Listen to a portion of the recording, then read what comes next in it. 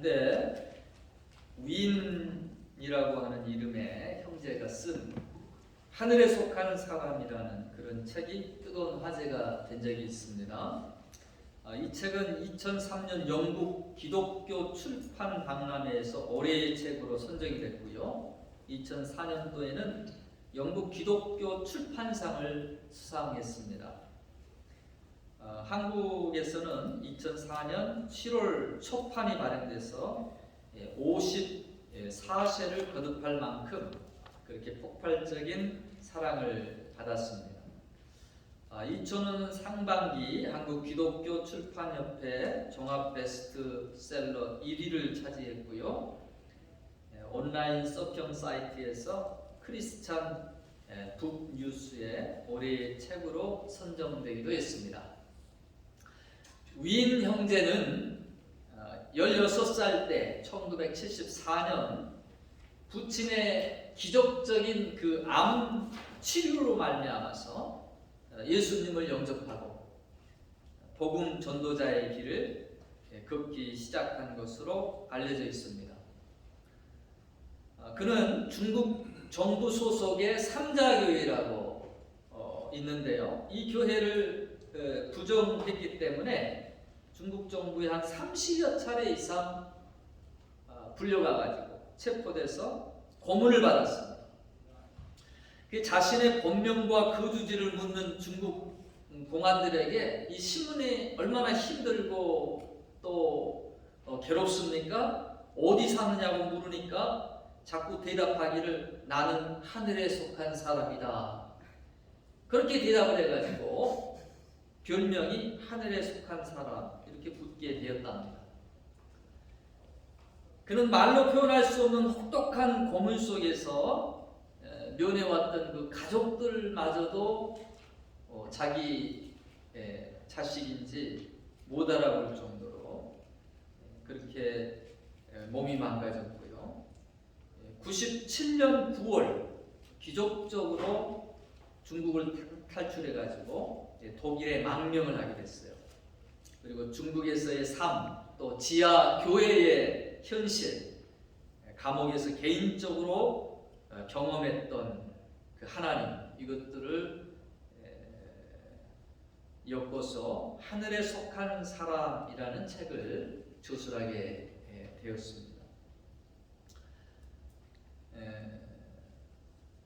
그가 모진 고난 가운데에서 양다리가 다 골절되고요, 스스로 걷지 못한 그런 상태가 되어 있었던 어느 날, 이 감옥을 탈출하라고 하는, 이 감옥을 탈출하라고 하는 그런 하나님의 계시가 있었답니다.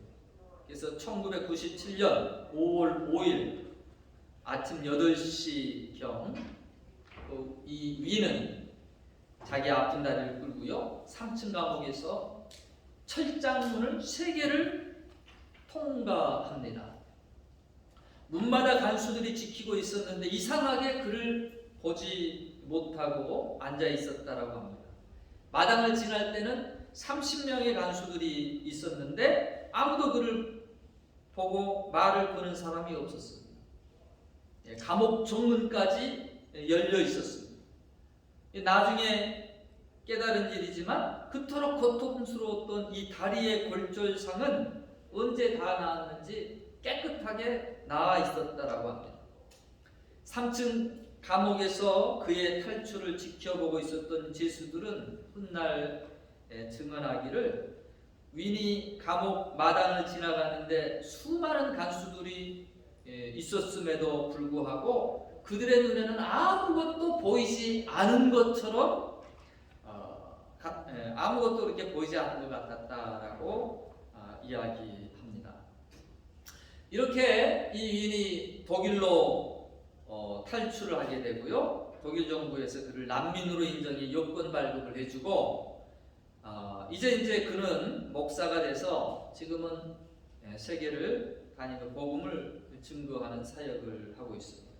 이 이야기가 윈 형제가 쓴 하늘에 속한 사람이라고 하는 그 책에 실려있는 내용입니다. 사도행전에서만 하나님께서 베드로를 감옥 가운데에서 탈출시키신 게 아니라 오늘날도 여전히 하나님께서 기이한 방법을 통해서 또 간수들의 눈을 멀게 하시면서 그렇게 하나님의 사람들을 건져내시는 그런 놀라운 역사들을 동일하게 행하고 계시다라는 것이죠.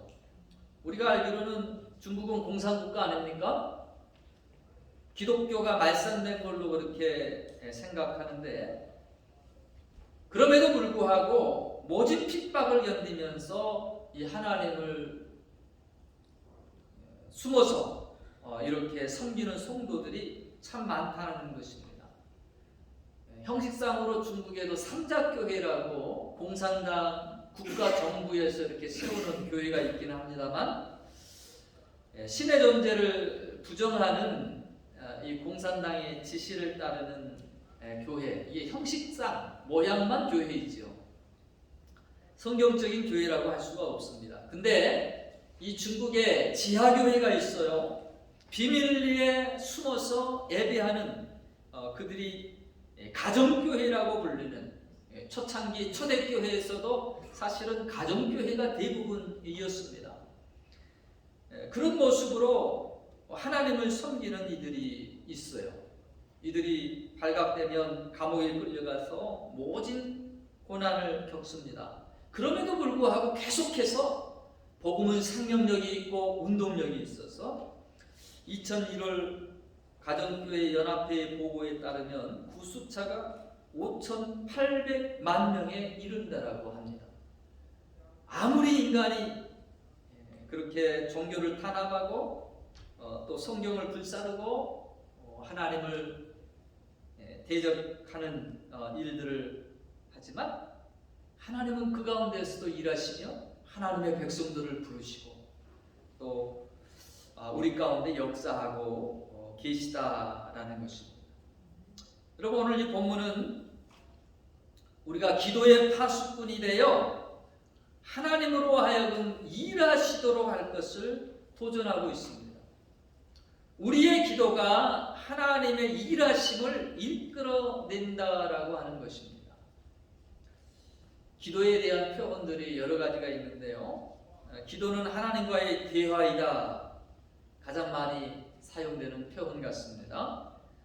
여러분, 기도를 어렵게 생각할 필요가 없습니다. 언제 어디서든지 우리가 사람과 대화하듯이 하나님의 이름을 부르고 기도할 수 있습니다.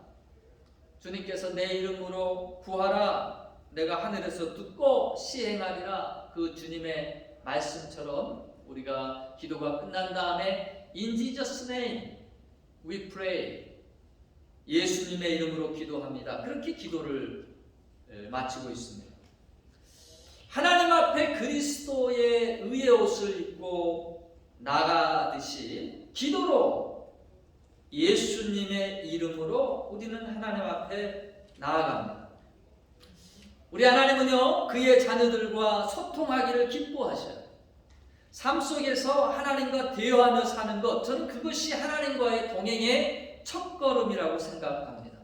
여러분, 무슨 일을 하든 어떤 상황 가운데에 있든 자꾸 하나님의 이름을 부르세요. 말없이 내 옆에 계시며 나를 도우시는 분, 하나님이 불꽃 같은 눈으로 우리와 동행하고 계십니다.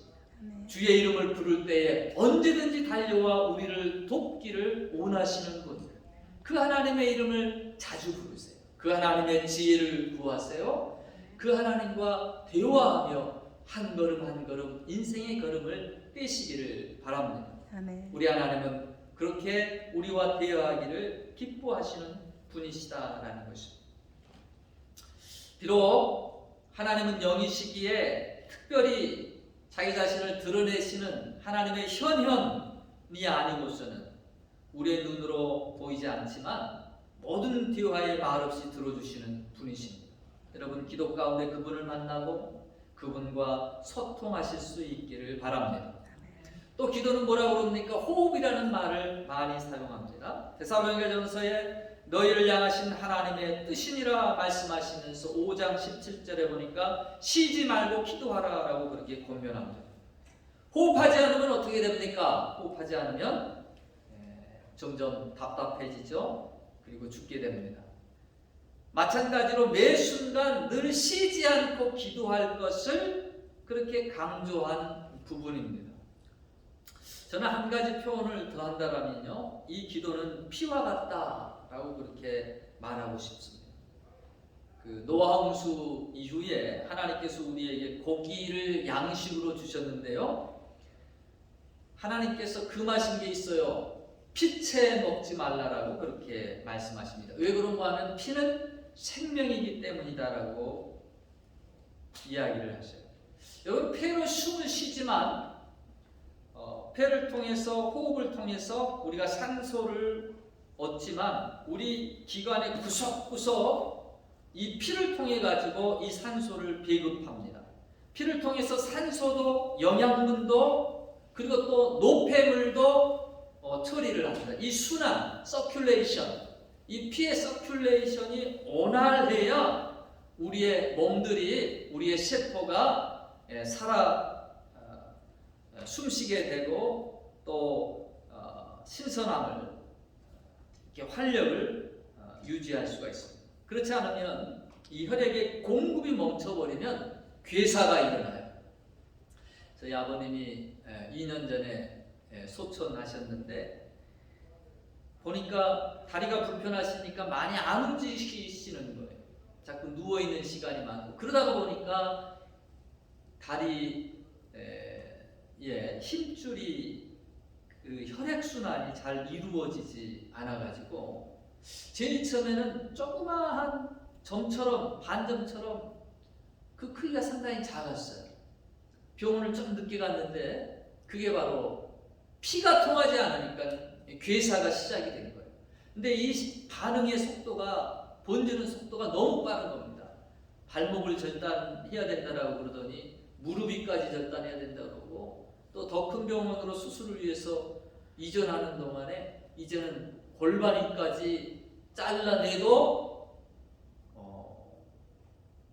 어떻게 될지를 모르겠다는 거예요. 결국 그것이 소천하시게 되는 원인이 되었습니다. 이처럼 혈액의 원활한 순환, 이것이 참 중요한 부분이다라는 거예요.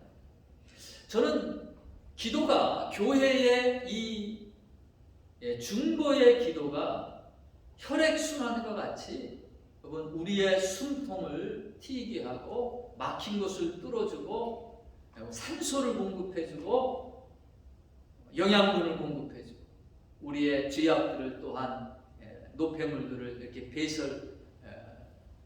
처리해주는 그런 역할을 한다라고 믿습니다. 하나님께서 저희 마음 가운데 우리 교회의 기도의 불씨가 일어나야 될 것이다라고 하는 그런 도전을 주시기 시작했습니다. 그래서 앞으로 중보 기도 사역을 시작하려고 합니다. 기도를 통해서 막혀있는 혈관이 있다면 뚫고 목장과 기관과 부서마다 하나님의 생기와 능력이 흘러가서 모든 조직이 살아나는 그런 역사가 일어나기를 기도하고 있습니다. 오늘 말씀을 통해서 중보 기도가 우리의 삶 가운데 어떤 역할을 하는지 살펴보며 은혜 나누기를 원합니다. 그럼 첫 번째로 중보 기도는요, 하나님이 일하시게 하는 사역입니다. 본문은 메시아의 사역에 대한 예언입니다. 이사야서는 특별히 고난받는 종에 대한 그 메시아, 당시 유대인들이 생각해보지 못했었던, 오직 메시아는 철장 권세 가지시고 로마의 억압으로부터 자기들을 해방시켜줄 그런 메시아만을 기다리고 있었는데, 처음으로 이사야는 고난받는 종에 대한 메시아를 예언해 주었습니다. 오늘 이 62장에 나와 있는 예언도 동일하게 메시아가 오셔서 어떤 일을 하시느냐, 예루살렘에 파수꾼을 세워서 그들로 하여금 불철주야 하나님께 기도하도록 그렇게 독려하고, 그러므로 하나님이 하나님의 사역을 이루어 가시도록 그렇게 할 것이다라고 예언해 주신 부분입니다. 보셨는지 모르겠는데 이 말씀은 우리 소예배실 복도에 붙어있는 포스터의 말씀이기도 합니다. 제가 제일 처음에 봤을 때는 좀 표현에 거부감이 있었어요. 마치 우리가 고용주가 되고 하나님이 피고용주인 것처럼 기도로 그를 쉬지 못하게 하라. 이 표현이 좀 어색하더라고요. 하지만 이 누가복음 18장에서도 가난한 가부의 소원을 비유로 말씀하시면서 하물며 하나님께서 그 밤낮 부르짖는 택하신 자들의 원한을 풀어주시지 않겠느냐 반문하신대. 이처럼 하나님은요, 도리어 하나님의 백성들이 자꾸 하나님을 귀찮게 할 정도까지 찾으며 기도하기를 원하신다라는 강조를 위한 강조오법이다라는 것이죠. 어떤 신앙인들은 착각하는데 하나님이 우리의 그 기도하기 전에, 구하기 전에 우리의 모든 필요를 다 하신다. 그래서 굳이 구하지 않아도 하나님은 알아서 다 채워주신다. 그렇게 주장하시는 분들도 계십니다. 근데 성경의 가르침은 뭡니까? 우리에게 구하라, 찾으라, 두드리라라고 하나님은 말씀하십니다. 구하기 전에 우리에게 필요한 것이 무엇인지 아신다라고 그랬지 우리가 구하지 말라라고 하신 적은 없습니다. 예수님께서도 우리에게 기도할 것을 그렇게 가르쳐 주시지 않았습니까? 특별히 이 아들들이 보면 소통에 약합니다. 얼마나 이야기를 나누면 무소식이 희소식이라는 그런 말이 나오겠습니까? 꼭 문제 있을 때만 연락을 하죠. 자신이 감당할 수 없을 정도가 돼서야 이제 도움을 구합니다. 기도를 그렇게 오해하고 있는 신앙인들이 의외로 많다라는 거예요. 하나님도 어려운 때만 그렇게 찾습니다. 그러나 우리가 하나님의 이 일하심의 모습을 잘 이해할 필요가 있습니다. 하나님은 우리를 하나님의 형상 닮은 존재로 인격적으로 대하시기를 선호하십니다. 그러기에 우리의 의견을 반해서 행사하기보다 우리와 대화를 통해 우리의 간구를 통해 일하시기를 기뻐하시는 분이시다라는 것이죠. 바벨론의 포로로 있던 이스라엘 백성들을 하나님께서 해방시켜 주실 것을 에스겔 선지자를 통해서 예언을 하시는데요. 이것이 하나님의 계획입니다.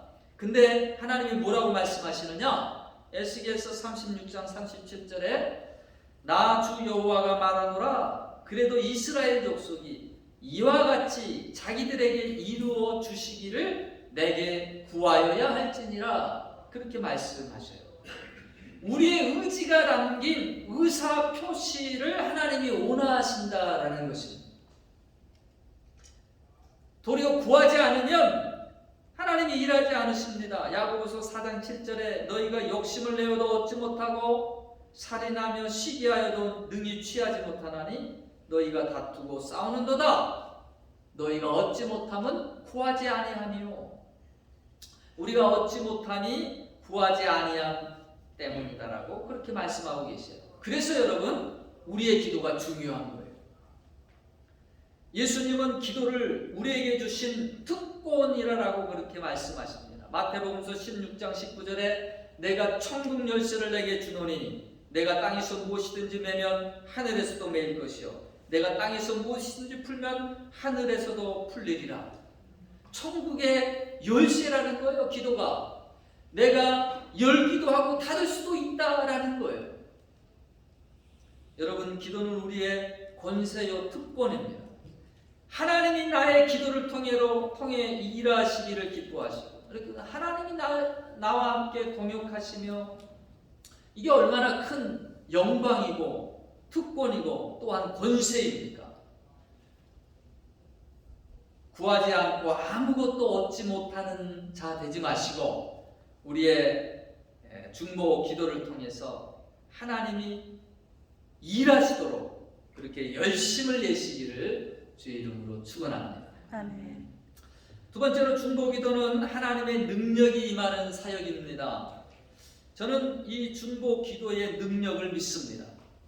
최전방에서 싸우는 전투원도 있지만 후방에서 지원하는 또 후방 부대가 있듯이 앞에서 일하는 사람도 귀하지만 뒤에서 기도로 또 중보해주는 사람도 참 귀합니다. 이 중보기도의 사역의 중요성을 아주 잘 드러낸 사건이 어디에 있느냐? 이 아말렉과의 전쟁에서 나타납니다. 모세가 르비딤에서 아말렉과 전쟁을 하는데 그가 두 손을 높이 들어 기도할 때에 이스라엘이 아말렉을 이기고요. 그의 손이 피곤하여 떨어질 때는 아말렉이 이스라엘을 이기는 그런 역사가 나타납니다. 이것을 가만히 옆에서 지켜보고 있던 아론과 훌이 돌을 갖다 놓고 모세를 거기에 앉히고 이 기도의 선이 떨어지지 않도록 양쪽에서 부축을 합니다. 그 손이 해가 지도록 떨어지지 않으니까 이스라엘이 아말렉을 이기는 그런 놀라운 승리의 역사가 기록되어 있습니다.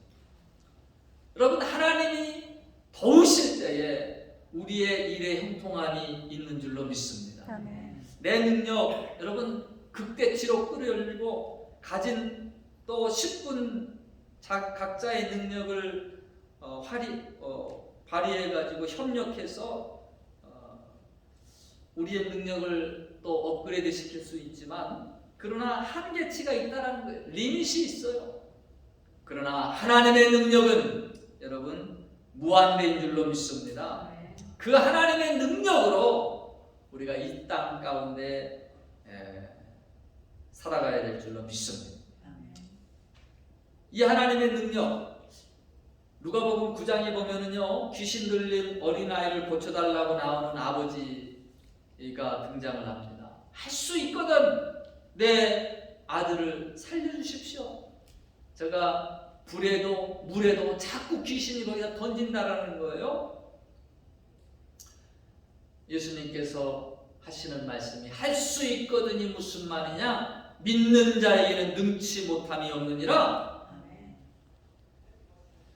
나중에 제자들이 예수님이 말씀 한마디로 귀신이 그 어린아이를 부르르 떨게 하면서 쫓겨나가는 것을 보고 궁금해서 물어봐요. 제일 처음에 제자들에게 데리고 와서 고쳐달라고 했는데 고치지 못했거든요. 예수님은 어떻게 이 귀신을 내어쫓을 수 있었습니까? 그 비결이 뭡니까? 예수님이 그때 중요한 말씀을 주십니다. 기도 외에 다른 곳으로는 이런 유가 나갈 수 없느니라. 여러분, 기도가 능력인 줄로 믿습니다. 어느 날 한 선교사가 병원에 쓸 돈을 가지고 조력자와 함께 그렇게 여행을 하고 있었습니다. 해가 다 지는데 집에 아직까지 좀 멀리 있었어요. 이 조그만 그 산을 넘어가야 되는데 어쩔 수 없이 그 해가 떨어져 가지고 거기에서 야영을 하게 됐다라고 합니다. 그런데 큰 돈을 가지고 있어서 그날 하나님 앞에 이 돈은 하나님을 위한 것입니다. 하나님께서 이 돈을 지켜주시고 어떠한 일도 당하지 않도록 함께해 주십시오. 그렇게 기도하고 잠자리에 들었습니다. 근데 아침에 일어나 보니까 자신의 몸도 또 하나님의 돈도 그렇게 안전한 것을 발견할 수 있었습니다. 근데 몇 개월이 지나서 어떤 산적 두목이요, 그들이 선교하는 그 병원에 이렇게 입원하게 됐는데 그때 이상한 얘기를 듣는 거예요. 그 선교사가 큰 돈을 이렇게 받아가지고 후원받아서 이제 그 병원으로 이렇게 가게 된다라고 하는 것을 알아가지고 이 돈을 털려고 했다라는 것이죠. 근데 자기들이 그렇게 훔친 돈을 훔치려고 이렇게 갔는데 거기에 27명이라고 되는 많은 그 호위병들이 함께 있어가지고 결국 약탈을 못했다라는 거예요. 어떻게 그렇게 많은 사람들, 그 호위병들이 어디서 왔었냐고 그렇게 물어봅니다. 근데 나중에 이 선교사가 영국에 그 집회를 가서 자기들을 이렇게 후원하는 그 교회에서 집회하는데 그 이야기를 했더니 매달 며칠 그 중보 기도 노트 거기에 그 선교사를 위해서 기도를 했던, 그리고 그날 참석한 인원수가 27명으로 이렇게 딱 적어져 있었다라는 것이죠. 여러분, 중보 기도 사역을 저는 이와 같은 간증을 여러 차례 본 적이 있습니다. 비록 몸같이 있지 않지만 여러분, 중보하며 기도할 때에 마찬가지로 우리가 그들과 함께 사역하는 것이고 또 하나님께서 특별히 지키시고 보호하시는 그런 역사를 경험했다라는 것입니다. 자칫 우리가 기도의 중요성을 간과하기가 참 쉽습니다. 그래서 사람들의 지혜로만 이렇게 모으려고 그러고 인간의 힘으로만 해결하려고 그러고 그런 우를 범하기도 합니다. 여러분, 하나님의 일은 영적인 일입니다. 하나님의 지혜와 능력을 구해야 될 줄로 믿습니다. 아멘. 주님은 기도 외에 다른 것으로는 이런 이유가 나갈 수 없다라고 그렇게 말씀합니다. 기도로 하나님의 능력을 사용할 수 있기를 축복합니다. 아멘. 마지막 세 번째로 중보기도는 나를 영적 파수꾼으로 세우는 사역입니다. 주님은 본문 말씀에서 우리를 기도의 파수꾼으로 세우고자 하십니다. 중보기도는 두 마리의 토끼를 한꺼번에 잡는 영적인 방법입니다. 내가 남을 위해서 기도함으로써 남을 세우고요, 나는 오히려 갑절로 더하여 채워지는 역사가 있는 것이 바로 이 중보기도의 사역이다라는 것이죠. 마태복음 6장 33절에 너희는 먼저 그의 나라와 그의 의를 구하라. 그리하면 이 모든 것을 너희에게 더하시리라. 여러분, 우리가 하나님을 위하여 일하면 하나님이 우리의 필요를 채워주시겠다라는 것입니다.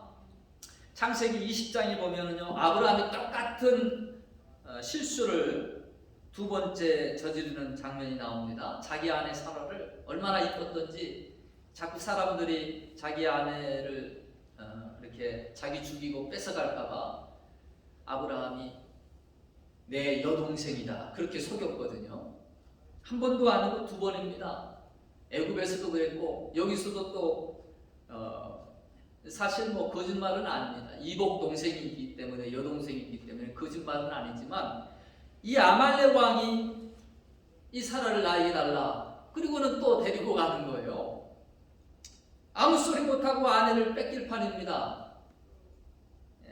애굽에서 마찬가지로 꿈에 아비멜렉에게 하나님이 나타나셔서 야단치십니다. 그 여인 때문에 내가 죽을 것이니라.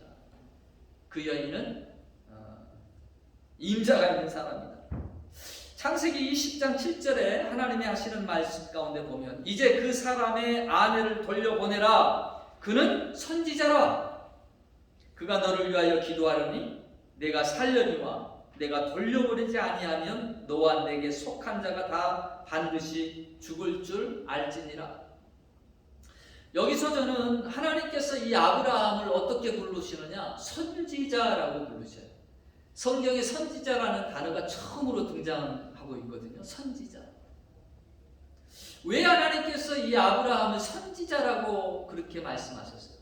그리고 그가 기도할 때에 너의 죄가 사함을 받고 내가 다시 살 수 있을 것이다, 그렇게 말씀하실까?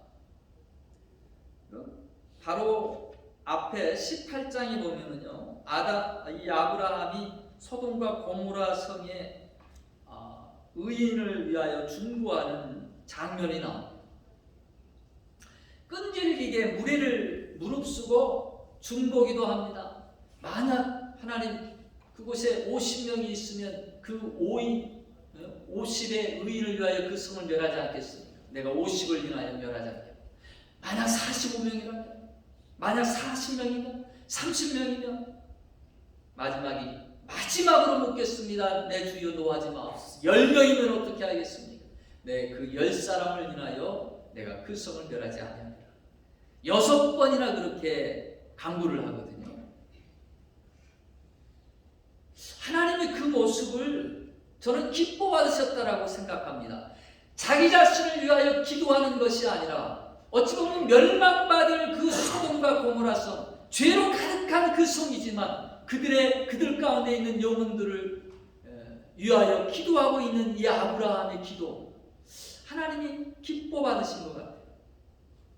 그를 선지자라 칭하십니다. 그가 너를 위하여 기도하리니 내가 살리라.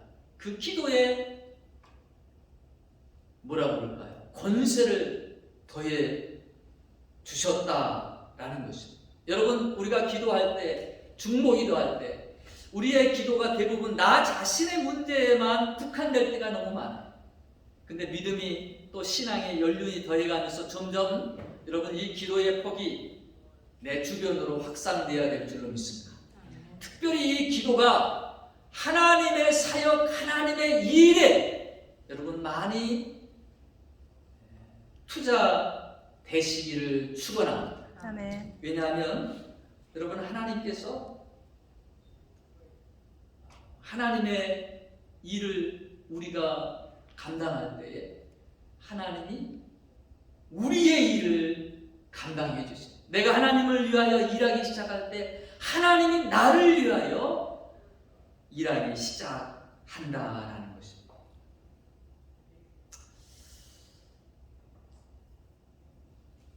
말씀을 맺겠습니다. 저는 하나님께서 우리 교회에 중보 기도를 통해 교회의 구석구석 하나님의 생명력을 공급해 주시기를 원하고 바라고 기도하고 있습니다.